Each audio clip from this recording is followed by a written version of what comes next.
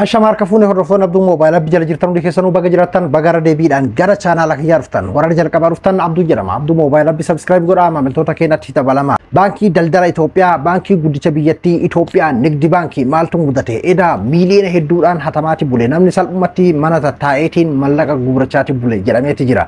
Mee ibsa baankiin baasaatiin ture, mee waan baankiin jechaatiin ture maaltu taame? Baankii kanarratti maaltu hojjetame? Akkasuma Ustaaz Raayyaa Abbaa Maccaa waggaadhaan kan nashiida manzuma isaanii nu biraan gahan 37 baranasi albama guutuu nu biraan gahaniiti jirani. Maal fakkaatame haga ammaatitti akkamiin sibate Oromoon? Hedduu takka waan nama gammachiisu waa'ee Ustaaz Raayyaa Abbaa Maccaa kanarratti mee waa waliin ilaalutu jira. Viidiyoolee tokko kan gartee sooshaal miidiyaa kanarratti deemaa jiru ajaa'ibsoo tokko illee isiniif hin qooda.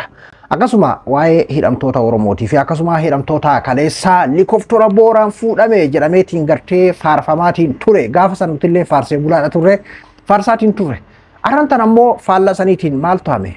Abdii irraa hanga Jeneraal Kinfeetitti. Hooggantoonni Oromoo ammayyuu ammoo manni hidhaatti cufameeti jira. Kana waliin ilaalaa garumaatitti na waliin tura.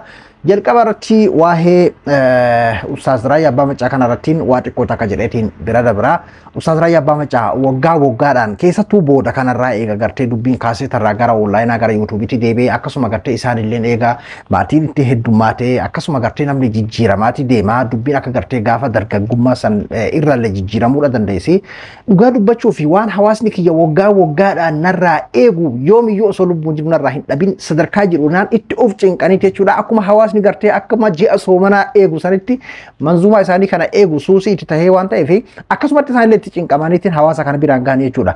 Soomanni seenee guyyaa afuraffatti nu biraan gahan jechuudha nashiidaa isaanii kana akkasumatti simate immoo hawaasni kun jechuudha. Sa'aatii 20 keessatti 300 dabreeti jira jechuudha. Laalchi isaa nama hedduutu jaalateetiin jira, nama hedduutu chaalenjii adda addaa irratti hojjetaatiin jira. Kuni isaaniif gaha jechuu kiyyaa miti. Hamileedhaaf garuu yeroo aran tana fakkeenyaaf YouTube hedduu gadi bu'eeti jira hanga gartee TikTok akkasuma gartee Facebook kaampaaniidhaan kunniin haga wal kuffisuudhaaf yookiin wal caaluudhaaf irratti hojjetaatiin turanii YouTube illee gadi bu'ee jira jechuudha akka duriitti itti ilaalamu. Tahee ammoo Ustaaz Raayyaa Abbaa Maccaa artiinuu yeroo aran tana artistiin gartee wallisaadhaa kan namni hundi daawwatu iyyuu sadarkaa kana laalchan argatu jechuudha. Sa'a 20 keessatti nama 300 fi nama 300 oliin daawwatamee jechuudha. Jechuun gahachuu kiyam sila yeroo kanatti miiliyoona yoo xiqqaate gimmaasha miiliyoona ilaalamuu qaba jechuudha Ustaaz Raayyaa Abbaa Maccaa. Duba as keessatti Ustaaz Raayyaa Abbaa Maccaa yeroo hundayyuu wanti inni jaalatamuu fi waan hawaasa keessa jiru sagalee saba isaa qofaa miti sagalee addunyaati. Waa'ee Palestine kan yeroo har'an tanaa gartee daa'imman Palestine kan lolli addunyaa kanaa kan gartee hanga har'aatitti tahame kan takkaa hin ta'amin jechuudha. Lola addunyaa jedhamee fakkeenyaaf kan gaafa Ameerikaa fi Jaappaan illee jedhamee hanga ammaatitti kan dubbatamu kan keessatti illee hin raawwatamin gocha suukanneessa gara nama 40,000tti dhiyaatu baatii 6 keessatti jechuudha. Duguuggaa daa'immanii fi gartee dubartootaa kan raawwatame waa'ee sagalee isaaniidhaatiif tahuu akkasuma gartee namoota keenya kan yeroo garagaraatitti wallaaltota keenya kan sooshaal miidiyaa kanarratti hayyoota arrabsan akkasuma gartee hayyoota du'illee dabalatee kan arrabsan qoqqoodamiinsa keessattuu waggaa 5 kana nu jidduutti ta'e walumaa galatti waan taatee hawaasni keenya keessa jiru kan keessatti of ilaallu nuuf qabateetti dhufe waan ta'eef akkasitti simatamee jechuu barbaadeetti kan yeroo garagaraatitti Ustaaz Raayyaa Abbaa Maccaa yeroo hundayyuu haaluma kanaan kan inni dhufu hawaasni illee akkasumatti simate jechuudha. Baba keenya jechuudhaan akkasumatti simatee jechuudha Ustaaz Raayyaa Abbaa Maccaa. Hedduuta kana gammachiise. Chaalenjii kana laalamaa maqeerroon bakka garagaraa keessa ta'anii haala kanaan chaalenjii adda addaa irratti hojjetanii jechuudha. Mana tokko keessa ta'aniitiin bilbila 5-6 namni hundinuu waan mana keessaa qabu televezyiinaa, kompiitaraan, bilbilaan akkanatti jumlaadhaan banatanii jechuudha. Ustaaz Raayyaadhaa fi viiwarri tokkollee yoo dabalame anaaf gammachuu kiyyaa isaaf hamilee ta'a jedhe isatu mallaqa guddaa irraa argatachuu miti. Namni hedduun fakkeenyaaf amma laalcha asirraa kana waa wacii inni itti baase yookiin istuudiyoo keessatti baase san irraa argata waan akkasitti fakkaatu se'a. Istuudiyootti irra mallaqni bahu mallaqa guddaadha waan ta'eef mallaqa san argataa osoo hin ta'in hamileedha. Namni waan tokko fakkeenyaaf hawaasni kiyya akkasiin na eegu san anilleen waan na eegan san biraan gahaa ammoo hawaasni akkamiin na simate kan jedhu hamileedha jechuudha. Akkasumatti hamilee sana argatuufidha malee irraa argatee mallaqa irraa hammaaraa fi miti mallaqa xiqqoodha. Mallaqni gartee kanarraa argamu maaliif jennaan mallaqa achi bahutu guddaadha waan ta'eef jechuudha. Kanaaf hedduuta akka nama gammachiisa dhugaa dubbachuuf jaalalli uummanni Ustaaz Raayyaa Abbaa Maccaatiif qabu akkuma inni hawaasa isaatiif qaalii ta'etti hawaasni illee akkasumatti qaalessee isa simate jechuudha. Hedduuta akka nama gammachiisa. Haga ammaatitti illee bareeda jira. Ammas jabaannee yeroo gabaabaa keessatti akka miliyoona guutuu abdii qabnaa hundi keessanuu warra dhayxaniitiin hin daawwatin daawwadhaa akkasuma gartee namoota viidiyoo isaanii kana guutuu gabbuusanii daqiiqaa 40 wahiidha guutuu isaati jechuudha nama gadi buuse ka gartee gaggabsanii muranii gara tiktokitti maxxansan rakkoo miti gara feesbuukaa gaggabsanii daqiiqaa takka lama maxxansan rakkoo miti garuu warra guutuu gadi buusee yookiin yuutuub irratti maxxanfatu kan feesbuukaa irratti maxxanfatu dhayxanii jaala sheer godhuudhaaf yookiin laayikii godhuu osoo hin tahini ati hattuudha ifaa jeenamaatiin taphatta jedhaati dhugaa jirutti himaa akkasitti hattuullee saaxilaa isin jechuu barbaadeeti. Ustaaz Waraayyi Abbaa Macaatiin galatoomaa jennaan ka. Kuni gahaa ta'uu baatu yoommoo akka yeroo waliin haala yeroo waliin akkaataa YouTube amma keessa jiru waan beeknuu fi garuu gahaa ta'uu baatu iyyuu bareedaadha. Uummanni akkatti simataate jira isinis nuuf galatoomaa isin jechuu barbaanna. Tole hayyee karaa baankii daldala Itoophiyaa mee baankii daldala Itoophiyaa kaatti osoo achiin dabarree waa'ee hidhamtootaa dhiyeenya kanaa abdii illee bakka gartee dhiini ilma namaa dhiini gartee mirgi ilma namaadha keessatti akka diraamaas akka fiilmii san caalalee kan irratti hojjetame fiilmii keessatti diraamaalee garagaraa keessatti yeroo adda addaatitti ni argina fakkeenyaaf haala adda addaa jechuudha taatee biyya san keessatti waan takkaa taameen beekne jechuudha waggaa shanan kana keessa wanni sanii wal fakkaatu taamaati jira jechuun naannoo tokko keessatti qofa ta'uu baatullee biyyattii san guutuu keessatti fakkeenyaaf Tigraay keessatti Amaaraa keessatti Oromiyaa keessatti iddoo garagaraa keessatti Dabuub keessatti amma tahamaa jira.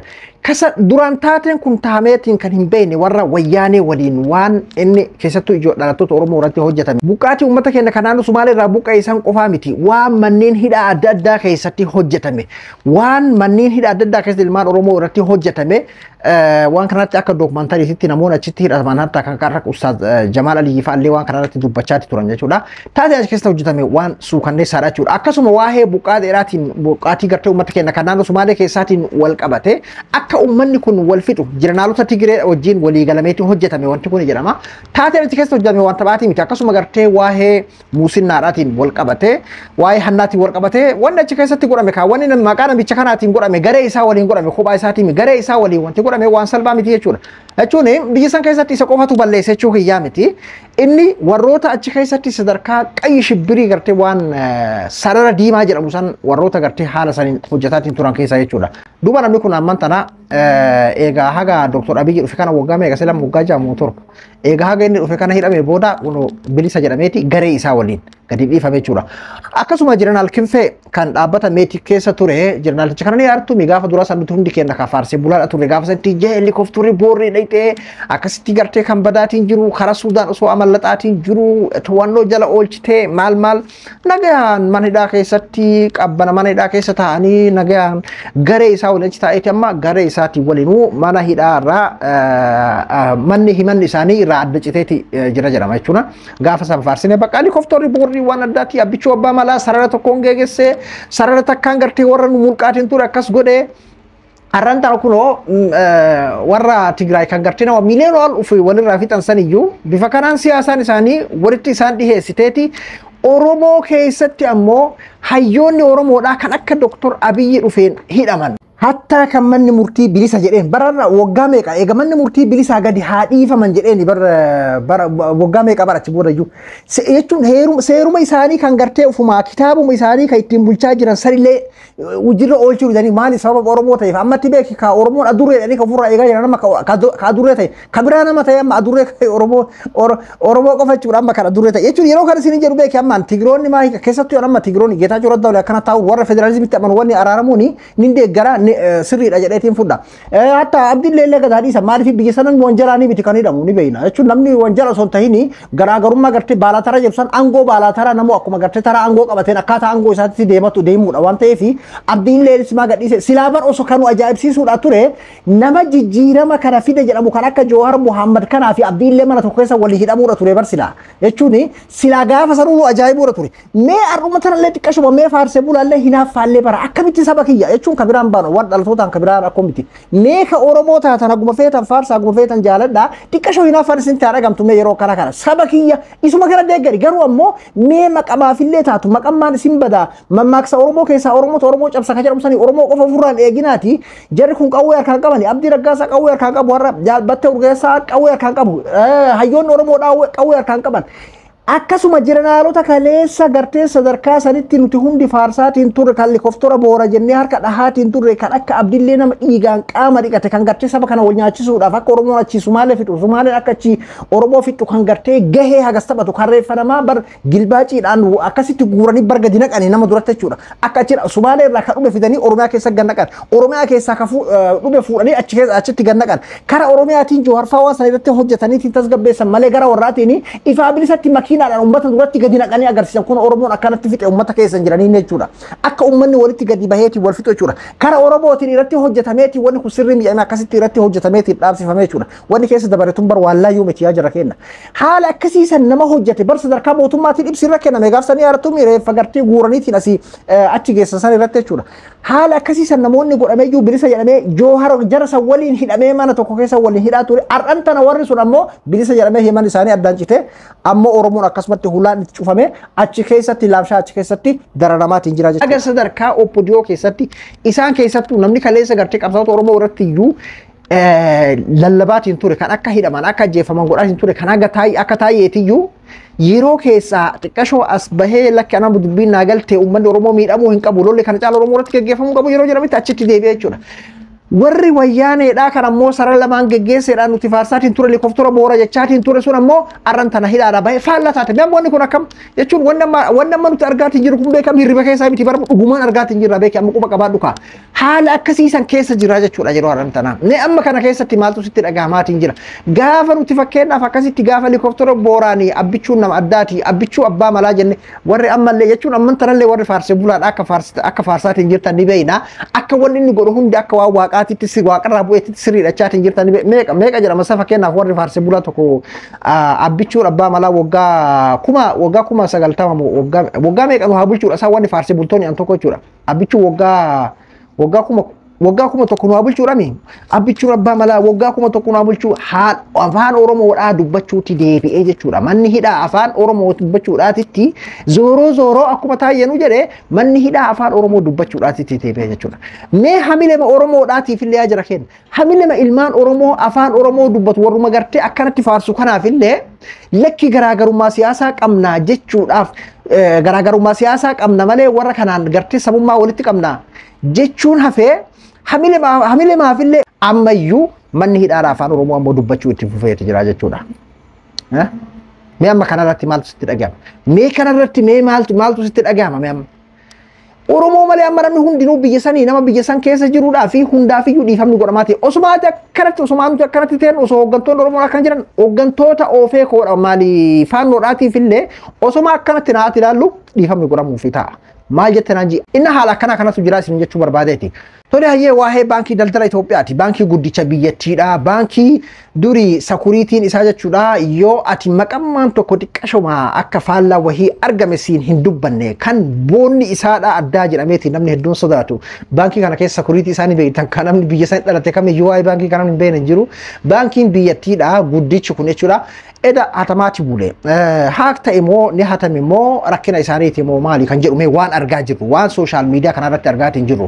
Fakkeenyaaf baankii kun ibsa garaagaraa waraqaalee adda addaa beeysa adda addaa kun akkanatti magaalaa guutuu keessatti maxxansaniitiin haala akkana kanaan dubbachaati turan jechuudha. Fakkeenyaaf waraqaa kanarratti akkuma dura irratti agartan kanatti baankii daldala Itoophiyaa irraa guyyaa Maggaabitii 6tti karaa ATM baankii karaa onlaayinaatiin warri gartee mallayni kenna tirfii isin seena jedha. Ajaa'iba wallahi. Mallayni kenna tirfii isin seenee beeytanis haa ta'u beekuu dhabuudhaanii kan isin seeneetiin jiru karaa biraanchii kanaatitti akka deebistanii mallaqa san galchitanii yoo hin galchin tarkaanfii isin irratti fudhannaa kan jedhu waraqaa kana keessatti jechuun gabaabinaan yeroo isin ibsu jechuudha. Jechuun yoo tirfii akaawuntii keessan mallaqni akaawuntii keessa yoo miiliyoona takka qabaate yoo kadhasaa miiliyoona 2-3 qaba keessatti tasaa jechuun osoo waan beekin illee os dabarfatan jechuu isaaniiti jechuun osoo beekii os hammaaratan jechuudha. Hiikkaan isaa jechuudha. Akka as deebiftanii mallaquma keessan qofa irraa hambifattanii kaan akka fiddanii kan jedhudha gaafii beeksisa waraqaa kanaa jechuudha. Akka gartee deebistanii yoo san hin taane karaa dhaabbata gartee yuunivarsiitiidhaatiin tarkaanfiin seeraa isinirratti akka fudhatamu akka tarkaanfiin fudhatamu isin beeksifnaa yoo ammatti ammoo daddaftaniiti waan kana of beeksiftanii mallaqa tirfii isin seene gara baankiidhaatti ka deebistan taate waan kanarraa hin dandamatanii maqaan keessanii ni mamuu kan jedhudha. Yeroodhaaf ammoo waan siistamni nu mudatee jiruu fi sochiin karaa ATM'dha addaan citeeti jira ka jedhullee ibsa baasaniitiin amma reefuu tana jechuudha. Hojiitti deebineeti jirraa ka jedhudha jechuun amma wanni akkaataa ibsi haga ammaatitti isaan baasaatiin jiran waan hin argeerraa jechuudha. Waan akka hin tuffatamne baankii kanarraa maal jedhama isa duraan baankii kanarratti jechuudha. Hullem yamittamaa bana afaan amaaraatiin akkam jedhama hullem yamittamaa banibat bank afaan amaaraa kun natti gaafata baankii yeroo hundaayyuu itti irratti uf amanan baankii yeroo hundaayyuu irratti uf amanan ka jedhudha. Wanni qabatamaa gadi bahuu baattuyyuu beeki baankii kana keessa amma biileenaan mallaqa lakkaa'amutu baafamee mallaqa biileenaan lakkaa'utu hatameedha. Bara naannoo amma fakkeenyaaf isaan Hawaasa yuunivarsiitii maal jedhaniifi Oromiyaa keessaa ijoolleen edamaanaan gikin edaan abiraan geenne an akkamitti argatuu dhabe anirra feebaanan kaasina qoosaa akkasii qoosaa jiran jechuudha ijoolleen dhugaa dubbachuufi jechuun mallaqa nama fakkeenyaaf achi keessaa 50 qabutu miiliyoona baafachaatiin bulee jechuudha. Waan hedduu takka nama kofalchiisuudha dhugaa rabbi. Mallaqa biileenaan lakkaa'amu mallaqa biileenoo hedduutu baafamee jira. Jechuun dhugaa miti beekii kun shukshuktaa asuma sooshaal miidiyaa kanarratti yaaduma gartee namootaa kan deemamaa jirudha. Warri iccitii kana ofitti hin dubbatu beekii kaa warri kun amma qaanyiidha bar kun. Baankii kanaaf bar qaanyiidha kun. Atuu bar mallaqa yoo mallaqa mana keessa kaa'atte bar atuu yoo mallaqa mana keessaa qabaatte sakuriitii mana sanii ni jabeessa beekii baankii miti bar. Laaftumatti namni ATM'dha yookiin moobaayil baankiidhaan lakkoofsuma nagaa gartee noormaal kan itti galfatee laaftumatti mallaqa achi keessa hambaratuun baay'ee jabaataa bar. Baankii miti mana keetuun jabeeffata bar mana mallaqa keessa jira jettee yaaddu jechuudha. Kuni salphina guddaa qaanyii guddaadha. Kara kaaniin ammoo namni akkamiin baankii kana amana. Baankiin kun duraanuyyuu mataa jabaataa amma kana booda baaragaa waliin rifannootaa waliin namuma achi mallaqa qabullee waan mallaqa itti kennu natti hin fakkaatu. An hedduu na ajaa'ibsiise wanni kun dhugaa rabbii. Barattoota yuunivarsiitii Hawaasaa keessaa namoota muraasa baankii isaanii keessatti akaawuntii isaanii keessatti malleen yeroodhaaf hin beekamne haga miiliyoonatitti kan gahu irratti argame to'annaa jala oolchinee qorannoo geggeeffamaatti jira kan jedhulleen mul'ateetti jira jechuudha. Walumaa galatti baankii kanarraa edda namni hedduun bifa qoosaadhaatiin malleen si bira gahee ati argattee ati hagam fudhattee ati hagam baafattee ani irra fee maanan kaasina haga jiruun qeerroon bifa qoosaatiin jechuu yaa namni akkasitti dubbachaatiin jira jechuudha.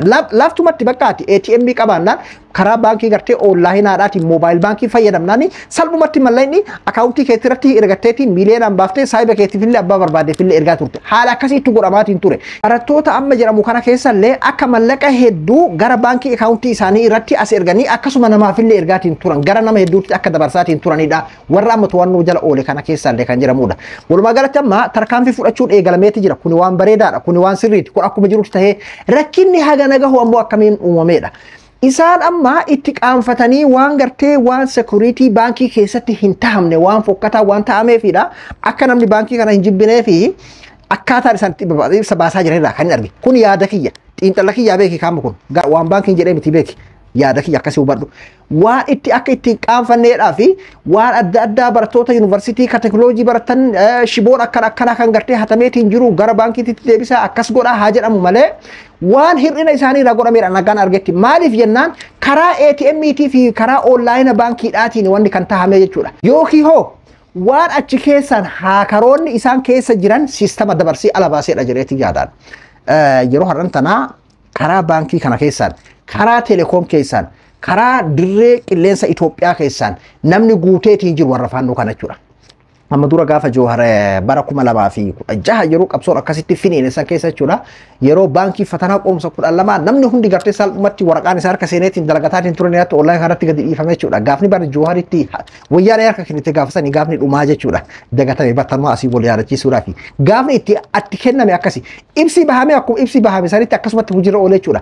Barattoonni birootastira turan qabsoo irra turan mormaati turan hidhaadha jiran kaan hidhaa jiran kaan dararaa akkasii keessa jira waan ta'eef qorumsa kanan kenninaa jedhamee gaafatamee tuffatamee yeroo itti seenametti fatanaan bahamee akkasitti Jawharitti harka kennan jechuudha. Yeroo sanatti gaafa wayyaanee san keessa ni yaadattu jedheeti yaada. Dagatee bara mana namni gariin jechuudha amma abbichuu abbaa malaatii fi maaroo maalii jechuu malee dagatee qabsoommaan kun akkamitti dhufeenu harka micciiramee sadarkaa sanatti gaafa tahameedha. Fatanaan biyyattii kam miiliyoonni meeqa itti bahame gaafa san akkasitti kan ol bahamee jechuu barbaadeeti. Gaafa san akkasitti tahamee jechuudha. Har'an tana Ammasii baankii kana keessa an warratu jira laata kan jedhu waan akkasitti nu keessa dhufe. Daldala Itoophiyaa kana keessa akka jiru ammayyuu warraa jechuudha. Akkasumaan teelee keessatti yeroo gargaatti fakkeenyaaf OMN dokumentii adda dokumentaarii adda iccitii achi keessaa bahu maxxansaatti turan yaadattu. Akkasuma karaa dirree qilleensa Itoophiyaa kana keessaatti illee waan adda addaa waan dirjitii kana kaampaanii kana maqaa balleessu waa hedduutu godhamaatiin jira ni argitanii namoota hooyi asii akkam nagaa asiin jedhu kan gartee keessa afaan Oromoo dubbatu kan laaliin siistama keessa namni jiru ammayyuu warratu guutee jechuudha. Warri akka Oromoo kanaa miti jechuudha. Faarsuullee akkasuma gartee asiin zarraf jechuullee akkasuma karaa biraatiin gad jedhee miskiina fakkaatee as keessaan biloona laaffisu akkana kanallee ni beeka. Waan taatee faannoo wajjin aga wal qaban kana akkamitti akka mootummaan kun siistamni isaa harkaa bahu irratti hojjetu ni beekan. An akkaataa warra harka siistamni jiru kanatti na amani nigdi baankii keessaa miti teelee keessaa miti dirree qilleensa Itoophiyaatiin 4 kiiloo gartee warri amman tanatti biltsiginnaan dhugaa jiru takka walitti namni isaan ofirraa eegaatiin jiran Oromoo qofa jechuudha. Warra mormitu Oromoo qofa. Oromoon adurreedha ni nyaataa kan isaan keessaa ol bahee jedhame gaafa dhiyoo fakkeenyaaf Dr. Abiyyi adurreen isaan ofirraa eegaatiin jiran Oromoo qofa jechuudha. Garuu warri ammoo asiin zarrafichaa asiin ammoo isinii waliin jira jechaa aangoonis wanni hundi sakuriitiin guutuun isaan harka jira waan ta'eef karaa kanaanillee irratti hojjetuu ni beeka warri anamma tanatu nan mul'ata kun xiinxala kiyyaa beeka kun yaada dhuunfaa kiyyaa akka nama tokkoodhaatitti. Amman tana isaan ammoo namni teknooloojii baratan akkas gootan maalii gootan namni yoo teknooloojii barate salphumatti seenee baankii tokko gingilcheetiin seenuu danda'a.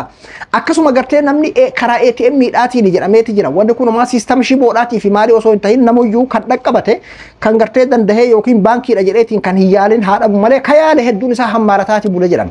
Jechuun jalaa bahan malee kunis faafechuu miti wanni ni mul'atanii qabamani. Garuu sadarkaa kana laalaa kaamee amma fakkeenyaaf namni osoo itti hin naqqamin waan kana godheetiin osoo biyyarraa baafate hin danda'a jechuudha. Osoo gara biyya biraatitti baqateetiin dheessee hin danda'a jechuudha. Osoo irratti hin beekin jechuudha. Garuu sadarkaa kana gahuumee ilaala amma yookiin arguudhaaf teenna siistama achi keessaan ogeeyyoon achi keessa hojjetan siistama baasanidha. Yoo ammoo karaa biraatiin akkaataan itti haak ta'u alaallee itti haak ta'amullee achi keessa iccitiin kennamee fiidhaati ta'a malee baankiin salphatti haak hin ta'amu. Teknooloojii baratteedhaa fi waa'ee teknooloojiidhaa barattee hawaasaa jiraattee Gondar jiraattee Haramaa jiraattee fi miti salphatti haak waan ta'u miti jechuudha waa'een baankiidha. Osoo teknooloojii baratanii haak godhuu taatanii har'a addunyaa kana guutuurra baankiin tokkollee hin jiraatu jechuudha. Odomaa isaan Oromoo ofirraa eegan osoo Oromoon adurreedhaan harka aangoo fudhatti mammaaksa gartee oppodiyoon biltsiginnaa namaa itti fayyadamaatiin jirtu wanni isaan itti mammaaksa Oromoo keessaa itti fayyadamaatiin jiran yeroo hedduu jechuudha. Oromootu cabsaa malee diin hin cabsu kan jedhamu isaan gartee taayyeelleen balsoo namni dura waan kana fayyadamaa ture. Kanaadha wanni isaan yeroo hedduuratti Oromootu aangoo nurraa fudhataadha. Amaara ofirraa eegaan jiran aangoodhaan itti hiranii wanta damee tikaa biyyattii guutuu itti kennanii baankii kana keessa akka jiruun MT keessa akka jiruun damee qilleensa Itoophiyaadhaa kan xiyyaara keessa akka jiruun bakka telekoom keessa akka jiruuni bakka silaa gartee biyyattii durii Tigreen itti harka galfatteetiin kontiroolaatiin turte kuni akka jiruun warra harka jira jechuudha. Wanni gaafa duraa wayyaaneen kontirooltee kophaa ofii dhiitaa turte suni isaan harka jira. As keessaa maqaa xuriidhaa facaasuudhaanii waan fokkattuu hojjetuudhaan fakkeenyaaf dirree qilleensa Itoophiyaa irratti maaltu haasabamee ilaala oollaan kanarratti وفي أمو إنه كي تعرفسمو بالا ترى بالا جزء جرا ما بيك أشي كسر أمو كم بلونا كنا لافيس ورد ما جتشونا أنكنا ترى تمولتي تشوني يا دكي يا بيك يكون سريستا ولا بون سريستا ولا أبو دم ده جتشونا أشي كسر إنفورميشن أرجع نتي موانا ما كانت أشيل عليه يا دكي يا جتشونا كنا فوق كنا ترى تمولتي بانكي دلدل توبيا كيساتي كنا تمولتي هندافيو Oromoo tara waliin araarama Oromoo waliin nagaa buusaa Oromoo waliin biyya bulchaa akkuma wayyaanee gaafa duraasan iddoolee akkana kan ufii to'adhaati ufii keessanii kontiroolaa Oromoo waliin biyya bulchaati. Hundaafiyyuu waan hedduu takka nama qaanfachiisu waan hedduu takka nama ajaa'ibsiisudha wanni Itoophiyaa daldala baankii Itoophiyaa irratti taa'ame garuu hataniin baannatti hin fakkaatu kaa'ima to'atamanii ammayyuu to'atamuu eegalaniiti jiranii garuu wannummaan kunuu taa'amuudhu hedduu raajii guddaadha jedheetti yaada. Ana Abduu Moobaala Biraayii hanga qophii biraatii walitti deebinutti nagaan naa tura.